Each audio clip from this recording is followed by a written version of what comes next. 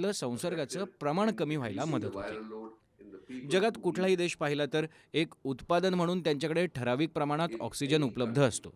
जर का आपण ऑक्सिजनचा न्याय्य वापर करायचं ठरवलं तर त्या दृष्टीने आज आपल्या देशातही पुरेशा प्रमाणात ऑक्सिजन उपलब्ध आहेच. आपल्याला उपलब्ध ऑक्सिजन कोणत्याही अर्थानं फक्त वाया घालवायचा नाहीये. त्यामुळे ऑक्सिजन वापराचीही मानकं ठरवलेत. आता कोणाला ऑक्सिजन द्यायचं ते त्यामुळे ठरवता येतं. इथे मला नागरिकांना एक आवाहन करावंसं वाटतंय की तुम्हाला ऑक्सिजनची गरज नसेल तर उगाचच केवळ सुरक्षिततेची उपाययोजना म्हणून त्याचा वापर करू नका.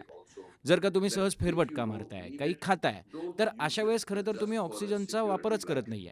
तेव्हा तुम्ही ऑक्सिजन पुरवठा करणारं यंत्र बंद करायला हवं. रुग्णालयं आणि डॉक्टरांनाही माझा हाच सल्ला आहे, की ऑक्सिजनचा न्याय वापर व्हायला हवा आणि केवळ ज्याला गरज आहे, अशाच रुग्णांना ऑक्सिजन दिलं गेलं पाहिजे.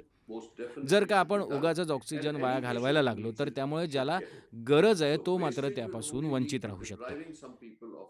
एक व्यक्ती आणि नागरिक म्हणून आपल्या सगळ्यांची ही सामूहिक जबाबदारी आहे, की आपण स्वतःला अशा परिस्थितीत आणून ठेवूया नको, की कधीतरी आपल्याला स्वतःलाच या गोष्टीसाठी दोष द्यावा लागेल, की आपण स्वार्थी झालो होतो, आपल्याकडून ऑक्सिजनचं नुकसान झालं आणि म्हणून कोणाला तरी त्यापासून वंचित राहावं लागलं. आता उपाययोजना अनेक आहेत, पण मास्क लावणं हे सगळ्यात जास्त गरजेचं आहे. तो लावा. परस्परांपासून सुरक्षित अंतर राखा. हाताची स्वच्छता राखा. हे आपल्या सगळ्यांचं कर्तव्य आहे. स्वतःची सुरक्षा करण्यासाठीचे हे प्राथमिक उपाय आहेत. त्यामुळे कोरोना विषाणूचा प्रसार रोखायला मोठी मदत होते. देशातल्या रुग्णखाटांच्या बाबतीत बोलायचं तर भारतानं गेल्या वर्षभरात आपली क्षमता वाढवली आहे. आपण अजूनही आपली क्षमता वाढवतोय.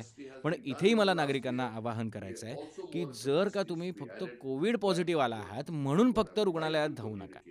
तुमची काळजी नक्कीच घेतली जाईल. तुम्हाला रुग्णालयात दाखल करायची गरज आहे असं डॉक्टरांनी सांगितलं तर तुम्हाला खाटही मिळेल. मात्र त्यासाठी प्रत्येकानं जबाबदारीनं आपलं योगदान दिलं पाहिजे.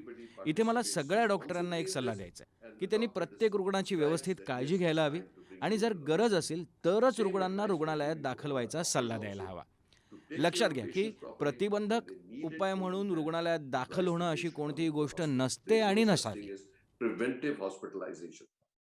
My message to all of you. माझा तुम्हा सगळ्यांना If एकच you सल्ला आहे. have any जर symptom का तुम्हाला अंगदुखी, सर्दी, ताप, खोकला किंवा अपचन, हगवण, उलटी होणं अशा सारखी कुठलीही लक्षणं दिसत असतील तर स्वतःची कोरोना चाचणी करून घ्या. अशा परिस्थितीत हीच सगळ्यात महत्त्वाची गोष्ट आहे. तुम्हाला कदाचित कोणतीही लक्षणं नसायची शक्यता असते. अशा वेळेस डॉक्टर तुम्हाला घरी राहायचा सल्लाही देऊ शकतात. पण तेव्हा कृपा करून घरीच राहा. स्वतःला इतरांपासून वेगळं करा, ते अत्यंत महत्त्वाचं आहे. आणि मास्क घाला.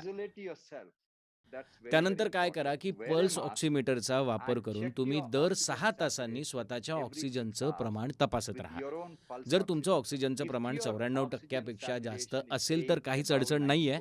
पण त्यात घसरण होते असं तुम्हाला लक्षात आलं तर तुम्ही डॉक्टरांना कळवायचं आहे.